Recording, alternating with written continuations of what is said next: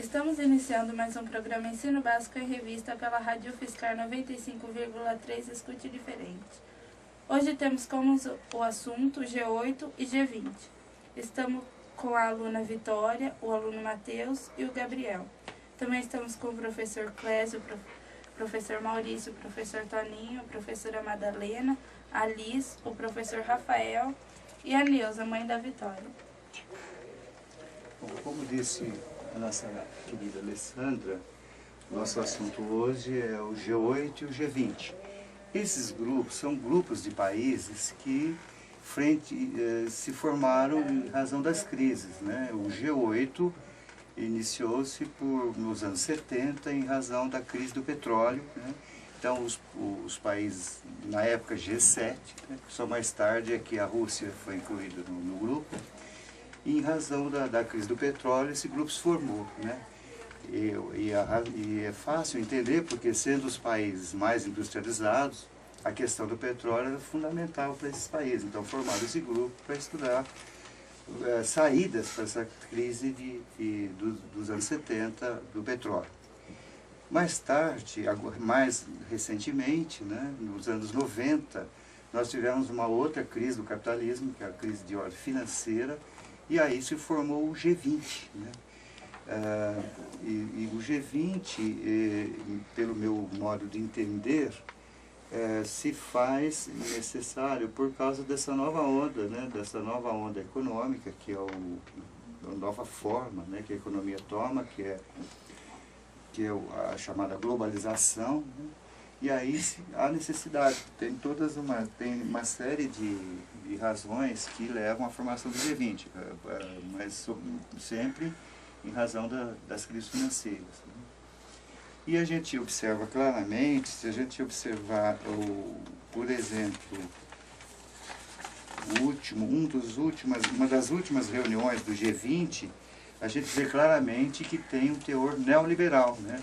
Porque, por exemplo, na reunião de 2008, quais eram os itens que estavam na pauta?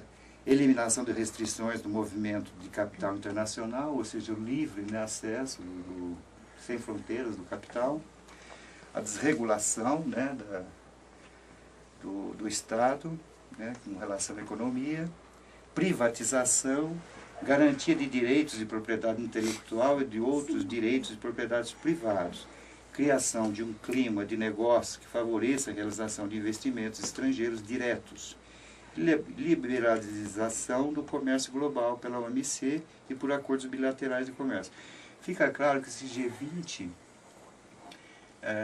principalmente hoje, né, está ganhando muita importância por causa da crise, né, que se iniciou nos Estados Unidos a partir de 2008, e já que o mercado interno dessas potências, né, do G7, com essa crise se desfez de alguma forma, sofreu um forte impacto, então necessariamente esses países vão precisar dos países emergentes, né? Daí a importância que o G20 está ganhando na atualidade. Professor Toninho, boa tarde. Uma pergunta. O G7 que surgiu primeiro, né, ele não foi um movimento de pós-guerra onde os países ditos mais industrializados exerciam uma forte pressão econômica, uma forte influência em cima dos países que ainda não eram considerados na época subdesenvolvidos? Sim, de certa forma sim, mas sobretudo a partir da década de 70, né, que o G7 se forma, né, em razão da crise do petróleo. E aí tem muito a ver sim com a questão da energia, né? Então provavelmente é uma forma que esses países encontraram de ter um maior controle, né, sobre a questão energética do país, do mundo, né? A inclusão da Rússia, mais ou menos no meio da década de 90, um pouquinho mais de 90, né, porque a União Soviética, ela, se eu não me engano, em 89 que ela foi...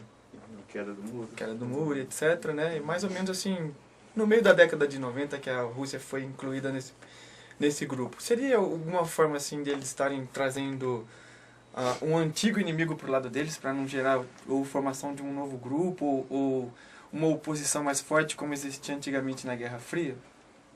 Eu acredito que não, porque com a queda do Muro de Berlim, né, o socialismo praticamente deixou de existir. Existem, mas não com a força que existia anteriormente, né?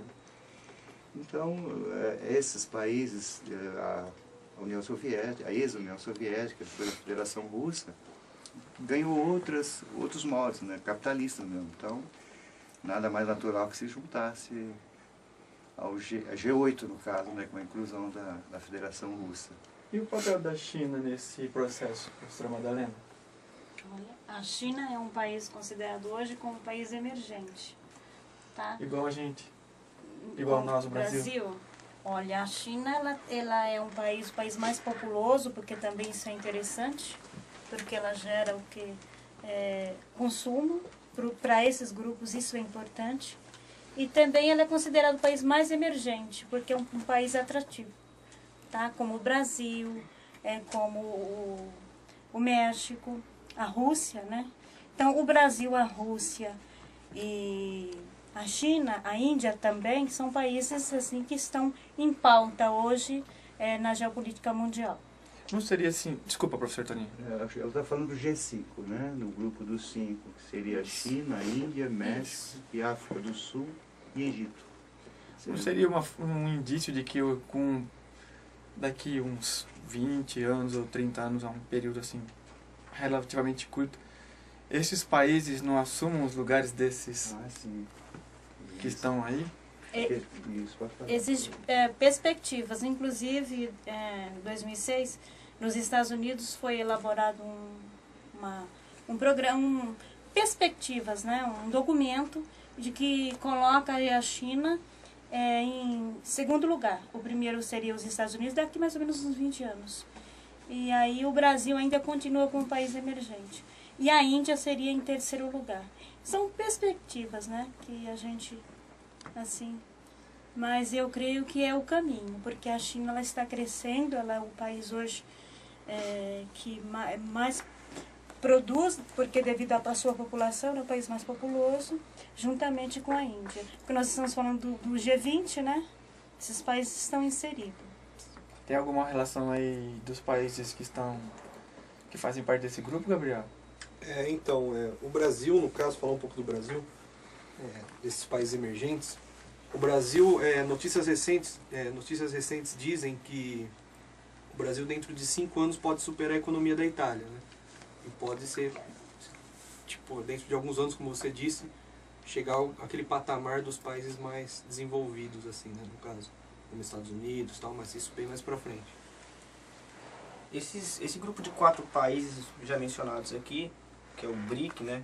Seria Brasil, Rússia, Índia e China, especula-se que até 2050 eles se tornem a maior força econômica do mundo.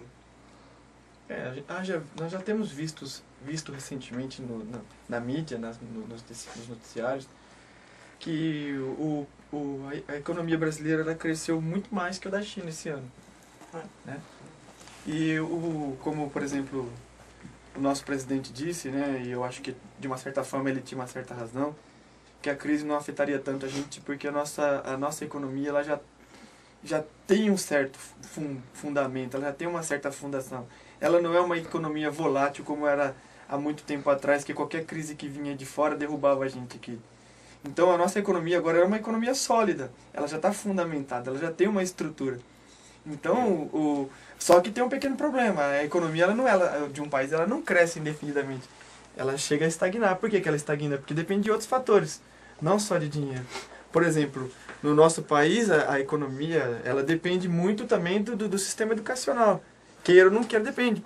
Se você pegar aí os jornais, pegar a mídia em geral, está falando que já está faltando mão de obra qualificada. E sem mão de obra qualificada, a indústria não cresce. Se não cresce, não tem economia. Se a economia não tem um PIB maior. Então, não é só o fator economia que conta, são vários outros fatores que estão agregados ao processo da economia, né? A questão da crise também, né, professor, se deve também ao fato de que o Brasil diversificou um pouco seus parceiros comerciais, né? Até algumas décadas atrás, o nosso maior parceiro era nos Estados Unidos, quer dizer, a nossa economia estava direcionada ao mercado americano, ao mercado consumidor americano.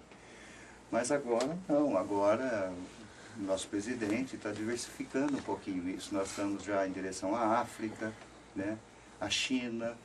Aliás, as exportações brasileiras têm sido maior com relação à China do que já superaram até os Estados Unidos. Então, nesse sentido, por isso é que a crise não nos atingiu com tanta força. Criticava-se muito o antigo presidente Fernando Henrique Cardoso, mas eu acho que, de uma certa forma, foi ele que começou com esse processo. Que ele viajava muito, né, professor Maurício? E nessas viagens que ele viajava muito, não era viagem de turismo. Ele já estava fazendo uma certa expansão do nosso comércio. Infelizmente, as pessoas elas não enxergam as coisas como elas devem ser realmente, né? Falam, não, tá viajando demais, tá querendo gastar o dinheiro do povo. Não é.